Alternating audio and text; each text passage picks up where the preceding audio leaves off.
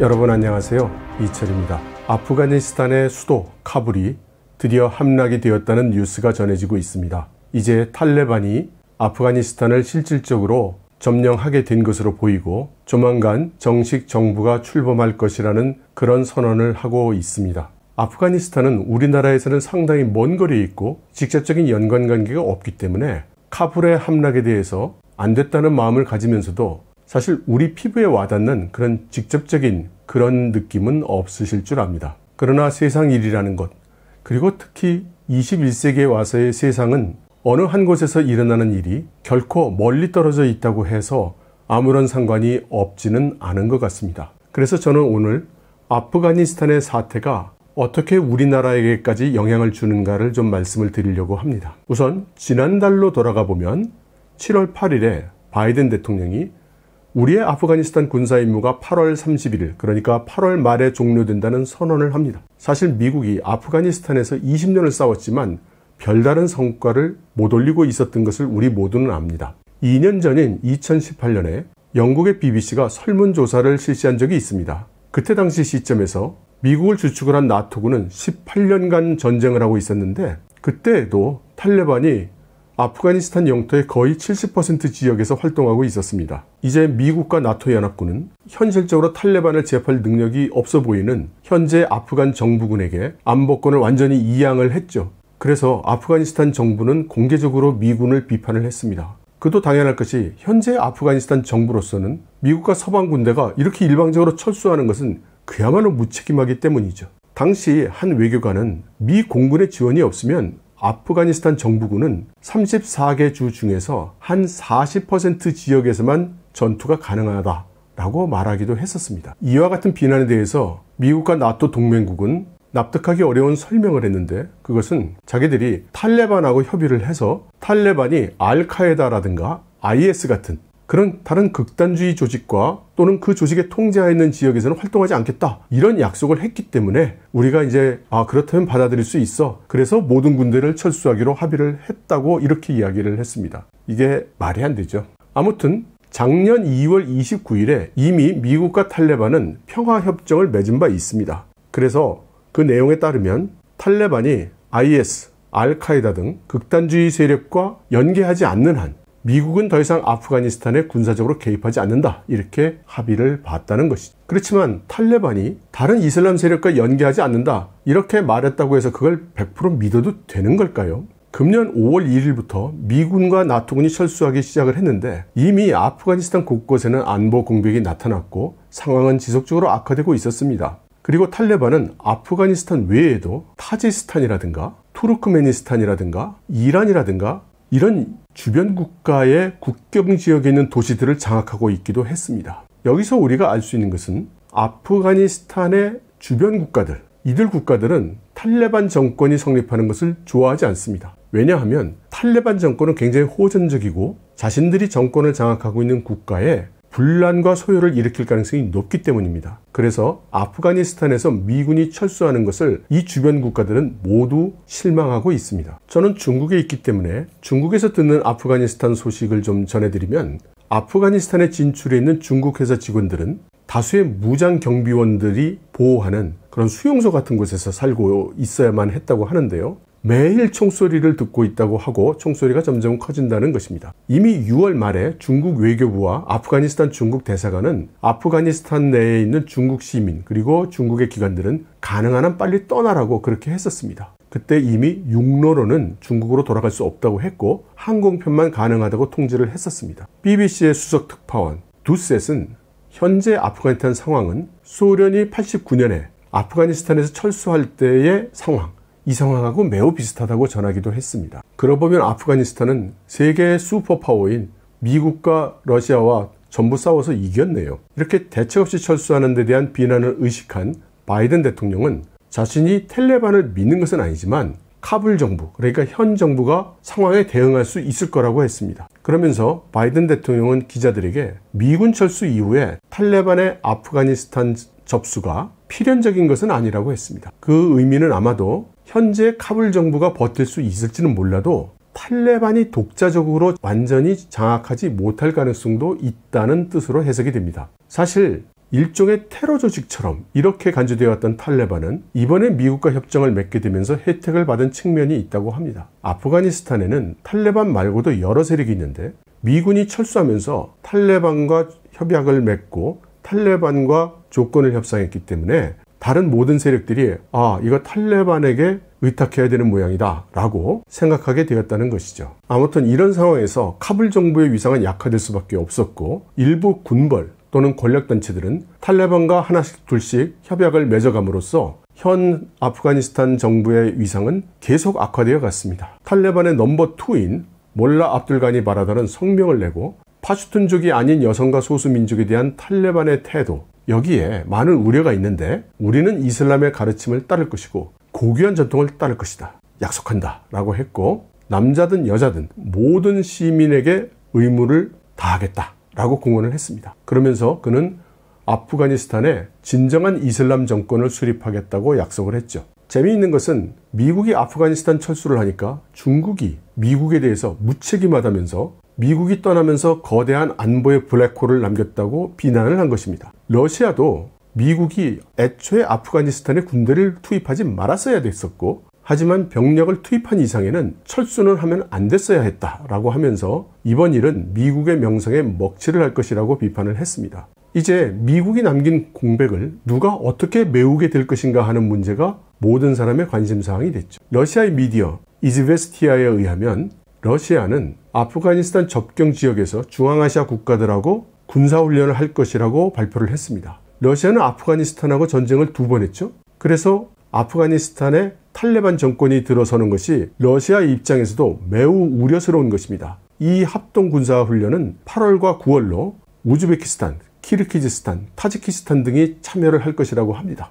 러시아는 다수의 산악전투여단, 공수전투여단, 특수작전부대, 그리고 기타 부대를 파견할 것이라고 했습니다. 그리고 현재 키르기스스탄과 타지키스탄에 주둔하고 있는 러시아 공군, 러시아 방공군도 참가한다고 했죠. 다시 말해서 러시아는 아프가니스탄에 대해서 확고하게 외교적 수단, 군사적 수단 이 둘 모두를 사용할 수 있다라는 태도를 확실히 한 것이죠. 여기까지 보면 미국, 러시아, 중국 모두 아프가니스탄에 대해서 우려한다는 것을 알 수 있습니다. 미국 윌슨 센터의 마이클 쿠겔만은 아프가니스탄에서 미국이 철수할 경우에 중국이 미군 철수 이후에 공백을 메꾸려고 그런 전략적 기회를 챙기지 않겠는가라고 말했습니다. 그렇지만 왕이 중국 외교부장은 이미 금년 3월에 있었던 기자회견에서 이 아프가니스탄의 공백을 어떻게 할 거냐는 질문에 그 땅은 아프가니스탄 사람들의 것이고 아프가니스탄이 채워야 될 공백이다. 그래서 중국 입장에서는 공백이 없다. 아프가니스탄의 이웃이자 친구로서 중국은 계속해서 아프가니스탄과 화해를 추진하고 희망을 존중할 것이다 라고 말했습니다. 그것은 중국이 아프가니스탄에서 적극적인 역할을 하지 않겠다는 의미이고 또 탈레반 정권과의 무력 충돌에 대비하는 러시아와는 사뭇 다른 태도이기도 했습니다. 그리고 중국도 아프가니스탄을 꼭 탈레반이 접수하는 것도 아닌 것으로 이렇게 보는 것 같았습니다. 신화사의 기사를 보면 미국 랜드 연구소의 제이슨 캠펠이 이야기한 미군 철수 후 탈레반이 아프가니스탄 정권을 접수하는 데 성공할 가능성은 크지 않다라고 한 말을 전하고 있거든요. 그리고 소위 분석가들이라는 사람의 말들을 빌려서 미국의 무책임한 철수로 인한 아프가니스탄의 안보 상황 악화가 이 나라를 다시 테러의 온상으로 만들 수 있다고 지적을 하고 극단주의 조직, 이슬람 국가 등이 다시 거점으로 이용할 가능성이 있기 때문에 미국을 비롯한 지역 국가에 큰 위험이 되고 있다고 보도를 했습니다. 그러니까 여기서 우리가 알 수 있는 것은 중국이 걱정하는 것은 아프가니스탄 사태로 인해서 중앙아시아 상황이 복잡해지는 것, 그리고 그렇게 복잡해진다면 바로 중국의 신장 위구르 지역에 대한 탈레반의 영향을 우려하는 것이다 라고 볼 수 있을 것 같습니다. 그렇다면 탈레반과 중국과는 어떤 사이일까요? 중국은 파키스탄이 아프가니스탄 정부와 탈레반 간의 평화협상을 주선을 했을 때 이때 공식적으로 참여한 바가 있습니다. 당시 탈레반의 대표단이 2016년에 베이징을 방문한 것으로도 알려져 있죠. 즉 중국은 진작부터 파키스탄을 통해서 탈레반과 접촉하고 있었던 것입니다. 그리고 파키스탄은 장기간 탈레반을 지원해 왔습니다. 그래서 파키스탄과 탈레반 사이는 좋은 것으로 알려져 있죠. 그렇지만 정작 아프가니스탄을 탈레반이 장악할 경우에는 파키스탄이 그렇게 좋지만은 않은 모양입니다. 이미 탈레반을 피해서 파키스탄으로 밀려 들어온 난민들이 140만 명이나 된다고 합니다. 그것도 정식으로 등록된 난민이 그렇다는 거죠. 그런데 지금과 같은 사태가 일어나게 되면 또다시 난민의 홍수가 들어오지 않겠느냐라는 이런 고민입니다. 그리고 또 하나는 파키스탄 내에 있는 반정부 이슬람 무장 세력이 지금까지는 국경 지역에서 매우 세력이 약화된 상태로 있었는데 탈레반이 승리를 하게 되면서 이 세력이 다시 또 일어나지 않겠느냐 하는 그런 걱정이 있다고 합니다. 이렇게 아프가니스탄에 대해서 우호적인 국가가 해당 지역에 아무도 없습니다. 중국, 러시아, 우즈베키스탄, 키르기즈스탄, 파키스탄 모두 아프가니스탄에 대해서는 그렇게 우호적이지 않은 거죠. 중국도 아프가니스탄에서 여러 가지 프로젝트를 하지만 모두 소규모 프로젝트여서 사실상 경제적으로 협력하고 있다고 할 만한 것이 없습니다. 저먼 마샬 펀드의 앤드류 스몰은 탈레반과 중국의 관계가 오래된 관계라고 이야기를 하는데, 하지만 이제는 중국이 아프가니스탄에 대한 새로운 투자나 약속에 매우 신중할 것이라고 합니다. 탈레반이 무슨 말을 하든지 간에 중국은 여전히 아프가니스탄이 안정적일 수 있을까 매우 우려하고 있다는 것이죠. 그리고 탈레반과의 거래에서 중국이 가장 걱정을 하고 있는 것은 역시 탈레반이 위구르 분리주의자들을 보호하거나 지원할 수 있다라는 그 걱정이라는 것입니다. 반면에 일부 반중 매체에서는 중국이 탈레반과 또 여러 가지 이슬람 극단주의자들을 지원해왔다는 말을 하는 곳도 있습니다. 예를 들어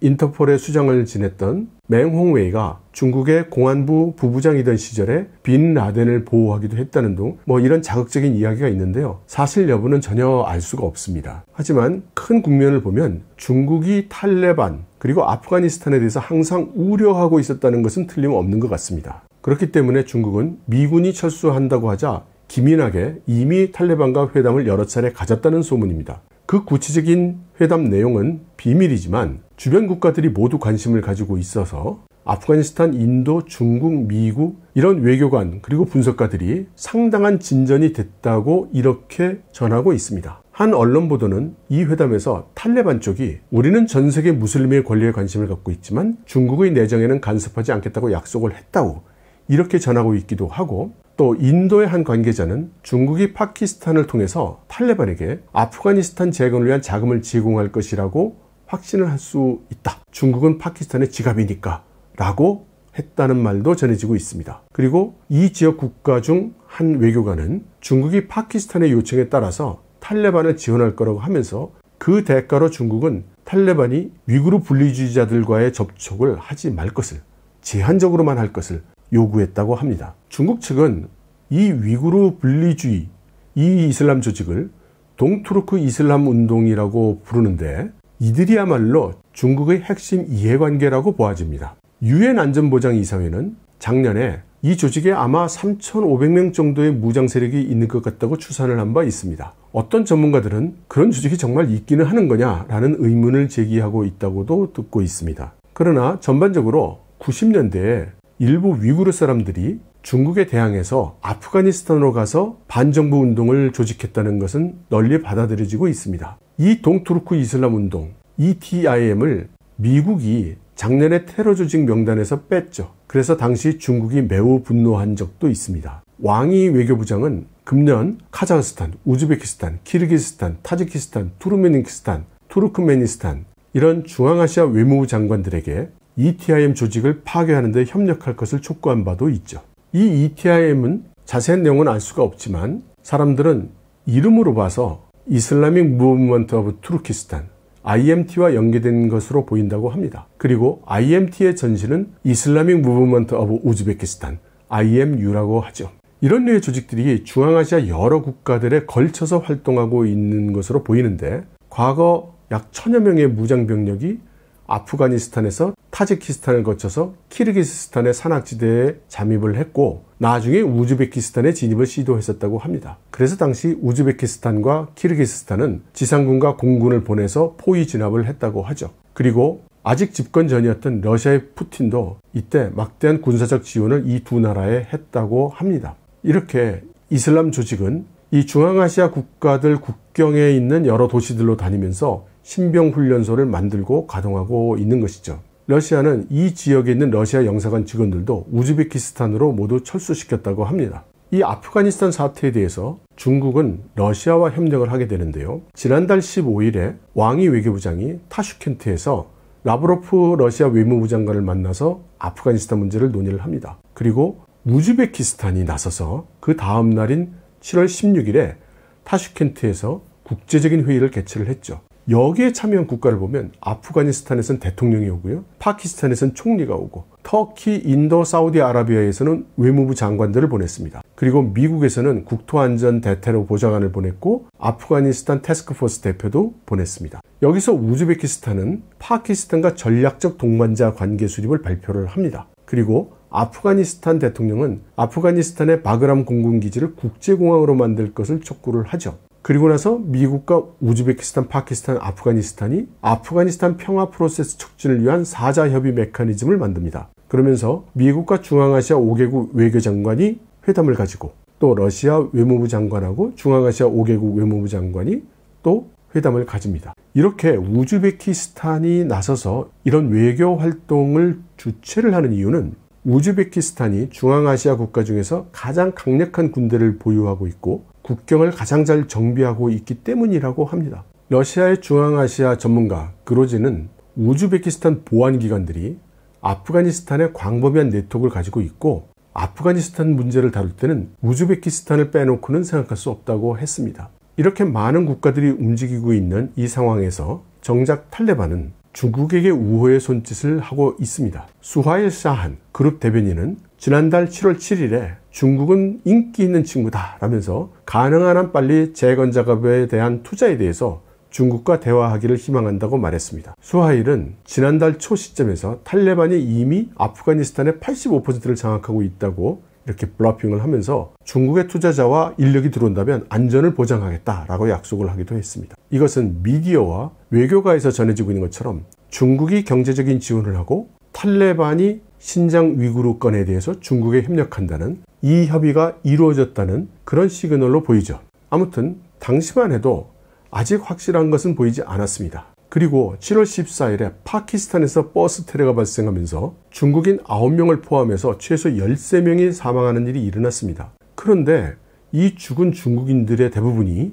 중국의 거조바 그룹이 건설 중인 19억 달러 규모의 수력댐 건설 프로젝트 근처였기 때문에 중국의 우려가 매우 커졌죠. 그리고 지역은 파키스탄 지역이지만 테러를 한 집단은 아무래도 이슬람 극단주의자들일 가능성이 컸던 것이죠. 그래서 왕이 중국 외교부장은 타지키스탄에서 열린 회담에서 파키스탄의 외무부 장관 샤 마흐무드 쿠레시에게 이게 테러 공격이면 즉시 가해자를 체포하고 처벌을 해야 된다라고 했죠. 그러나 파키스탄이라고 해서 확실한 증거도 없이 탈레반에게 아무래도 너희나 너희들 중 누구가 아니겠느냐, 범인을 차출해내라, 이럴 수는 없는 것이죠.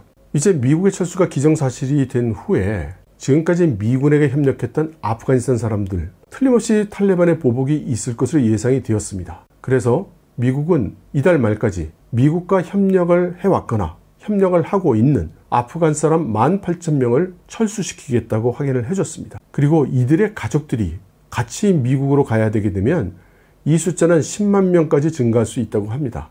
더 넘을지도 모르죠, 사실. 그렇지만 7월 말 시점까지만 해도 비자를 신청할 수 있는 사람은 소수였다고 합니다. 이제 모든 국가 사람들이 아프가니스탄을 이제 떠나기 시작을 했습니다. 지난달 13일에는 프랑스 대사관이 모든 프랑스 시민은 아프가니스탄 떠나라고 했고요. 7월 17일 파리로 가는 특별 항공편이 마지막 항공편이라고 했죠. 이제 공식적으로 미군의 철수가 선언이 됐고 중국은 탈레반과 공식적으로 협상을 하고 세계가 지켜보는 앞에서 악수를 하고 사진을 찍었습니다. 국내 일부 미디어들은 중국과 탈레반의 이런 협상과 또 공식적으로 공개되는 사진을 보고 중국과 탈레반이 같은 목적하에 있는 같은 그룹처럼 그렇게 보도를 하는 것을 보았는데요. 제가 볼 때에는 중국이 결코 아프가니스탄이나 탈레반을 좋아하는 것이 아닙니다. 중국이 관심 있는 것은 오로지 신강 위구르 지역에 소요가 생길까봐 그것이 가장 중요한 문제이기 때문에 탈레반과 협상을 벌이고 있는 것으로 그렇게 생각이 됩니다. 또 어떤 미디어를 보니까 한국과 미국이 지금 군사훈련을 같이 합동으로 하고 있기 때문에 중국과 러시아가 그에 대응해서 군사훈련을 한다는 식으로 보도가 있었는데요. 중국과 러시아가 이번에 합동훈련을 하는 것은 서북 지역이죠. 지형적으로 아프가니스탄과 비슷한 지형을 가진 지역입니다. 이번 중국과 러시아의 군사훈련은 그 규모가 큰 것도 특징이겠거니와 중국이 여태까지 개발해왔던 여러 신무기들을 러시아군에게 모두 직접 보여주고 러시아군들이 그 무기들을 확인할 수 있게 했다는데 그 특징이 있습니다. 중국은 아프가니스탄과 이제까지 말씀드린 것처럼 협상을 해왔고 이미 협약이 이루어졌기 때문에 아프가니스탄에 대해서 당장 단기간 내에 어떤 무력을 동원해야 될 가능성은 매우 적습니다. 따라서 이번 군사훈련이 이 서북 지역에서 이루어진 이유는 러시아 쪽의 요청에 의했을 가능성이 큽니다. 그리고 러시아는 당연히 아프가니스탄에 대한 대비 그리고 아프가니스탄에 대한 시위 차원에서 이런 대규모 군사훈련을 하고 있다고 생각이 되죠.